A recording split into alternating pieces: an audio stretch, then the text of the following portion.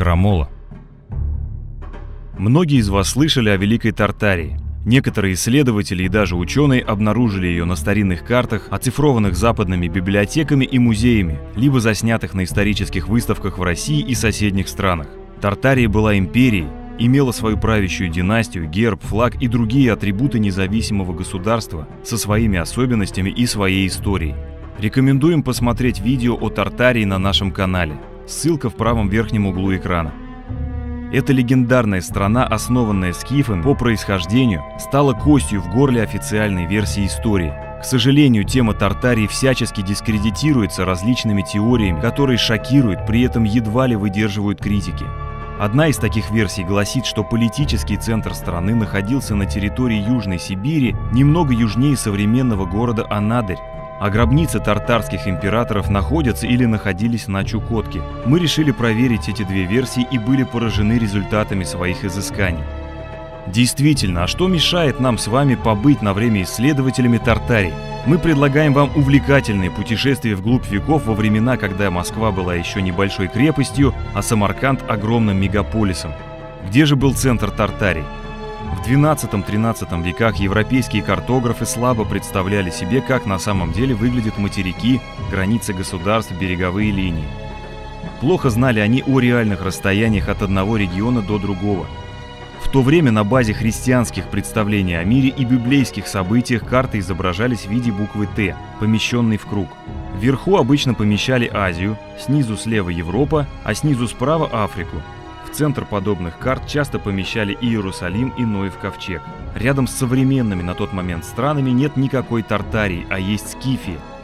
Но ведь скифы должны были исчезнуть с карт современников еще в веке так в VII.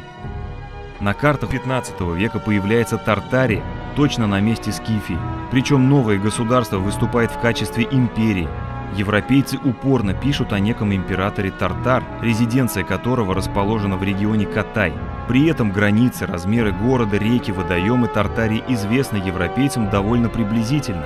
Каждый лепит их туда, куда ему вздумается. Как-то во второй половине XIV века, а может быть и позже, в испанской Каталонии был создан атлас мира. Если верить его авторам, столица Тартарии находилась на тот момент где-то в северо-восточной Азии. Понятие «Сибирь» в представлении европейцев тогда не существовало. На этом атласе нет ни Чукотки, ни Камчатки. Топонимы и названия стран разбросаны в Азии по принципу «где-то там». Любопытный факт. Европейские авторы прошлого практически все как один рассказывают о битве Александра Македонского с жителями страны Гога и Магога, то есть Скифии и позже Тартарии. Помните, что некоторые исследователи помещают политический центр Тартарии на юго-восток современной России? Теперь вы знаете, что Александр Македонский дошел чуть ли не до Тартарского пролива и Анадыря.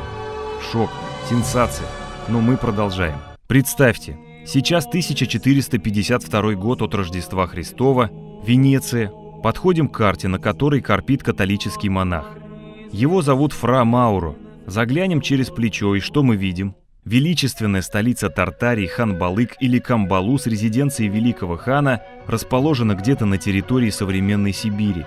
Гробницы императоров находятся не так далеко, примерно на территории современной Чукотки, пока все сходится.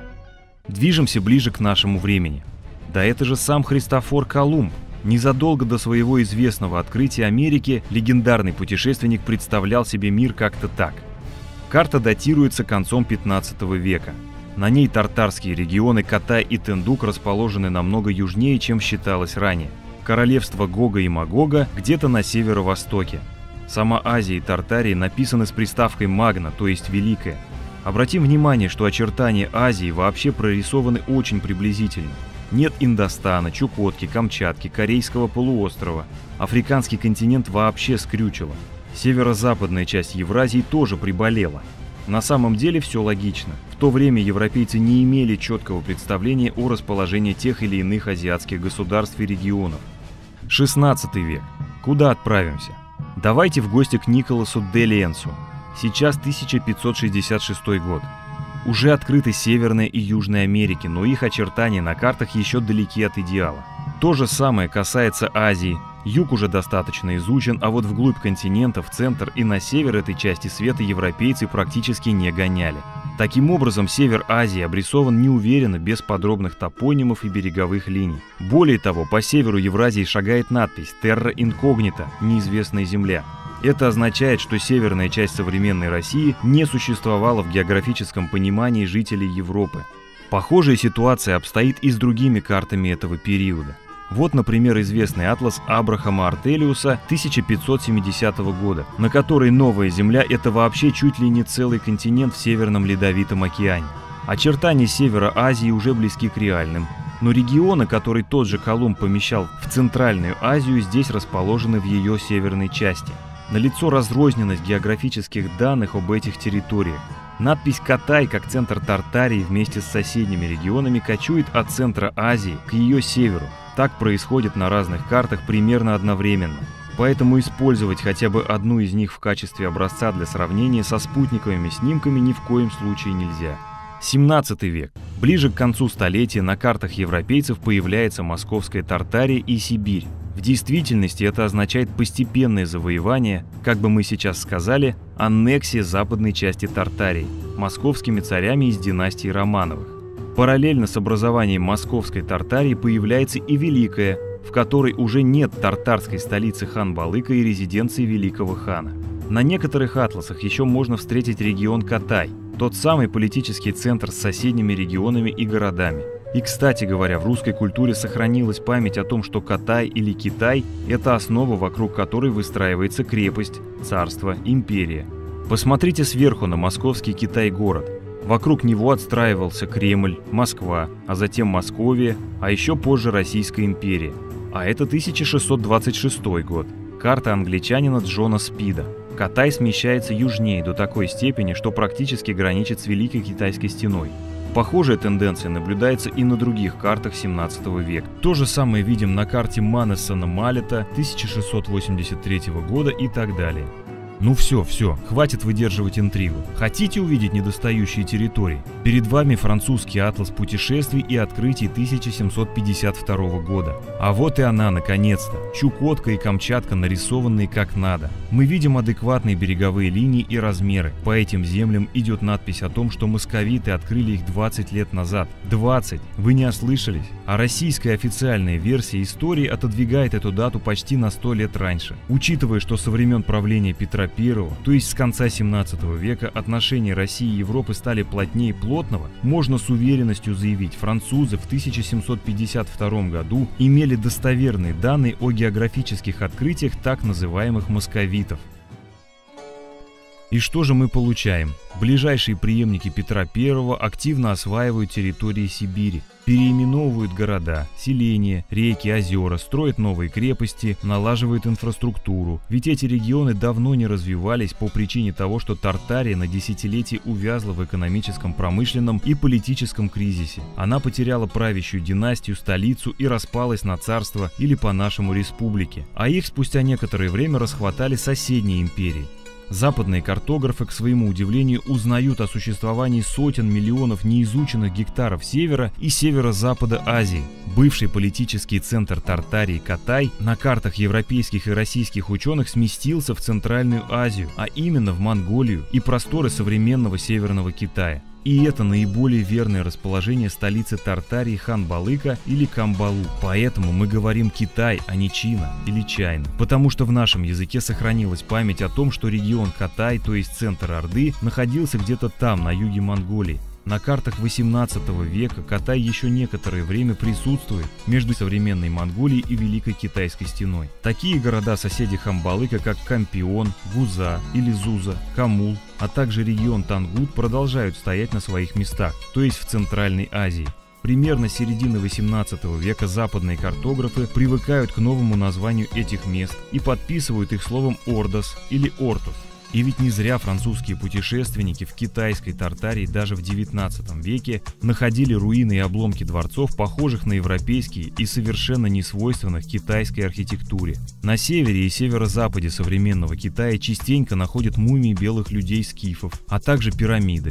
Это обстоятельство постоянно мешает властям КНР продвигать идеи о великом древнем Китае, великой китайской культуре и великом китайском будущем. Поэтому мумии скифов-тартар они стараются как можно меньше афишировать, а пирамиды засаживают деревьями, при этом тайно проводят раскопки, на которых не пускают простых смертных. С политическим центром разобрались. Ориентируясь на старинные карты и реальное местонахождение главной резиденции императоров, попытаемся отыскать их гробницы. На самом деле здесь не надо изобретать велосипед, поскольку о местах захоронения правителей Тартарии европейские картографы помнили довольно долго и всегда помещали в Алтайских горах. Как на ранних картах 15-16 веков, так и на более поздних, например, 18 столетия. Ближе к моменту распада Тартарии европейцы перестают переиначивать название Алтай в Айтай или Антай и уже окончательно определяются с местом расположения этой горной системы. Вместе с Катаем и его городами-соседями гробницы императоров в виде пирамид, какими их описывают современники, перестают кочевать и окончательно оседают в Центральной Азии. Теперь нам, как и западным картографам того времени, становится ясно, что Алтайские горы с пирамидами великих ханов надо искать не на севере Азии, не на Чукотке, а в районе Монголии, а также в республике Алтай, а столицу Тартарии и бывший регион Катай на севере нынешнего Китая Чайны. Со временем западные ученые поняли, что Алтай находится на довольно приличном расстоянии от политического центра Тартарии. Но когда это выяснилось, регион Катай перестал числиться на картах, начиная со второй половины 18 века. Вместо Катая появился Ордос, что означает на монгольском «дворцы». Возвращаемся в наше время. Теперь на Алтае находят мумии скифско-тартарской элиты. Вспомним хотя бы алтайскую принцессу и других мумий белых людей, найденных в районе Алтайских гор. Быть может, гробницы великих ханов спрятаны куда надежнее, и мы не можем их найти. Возможно, императорские усыпальницы уже давно тайно изучены и скрыты все следы. Или европейские ученые-мужи и путешественники вроде Марко Поло ошибались, и Алтай тут вообще ни при чем, а гробницы не были пирамидами. Или китайские пирамиды, которые находят в северной части современной КНР, это те самые гробницы. Нужны исследования не только европейских книг XIII – начала XVII веков, но и русскоязычных светских письменных источников того же периода. Необходимо исследование документов на других языках. Важно поднять тему Тартарии на высоком уровне и начать профессиональный анализ местности, археологических находок, культурных сходств и так далее, как в России, так и в Китае. Пора вскрыть эту ложь о татаро-монгольском иге, чтобы в будущем не было простора для намеренного или случайного искажения исторической правды. Давайте делиться с друзьями адекватными роликами о Тартарии, пусть о ней узнает больше людей. Ставьте палец вверх, если вам понравилось наше видео.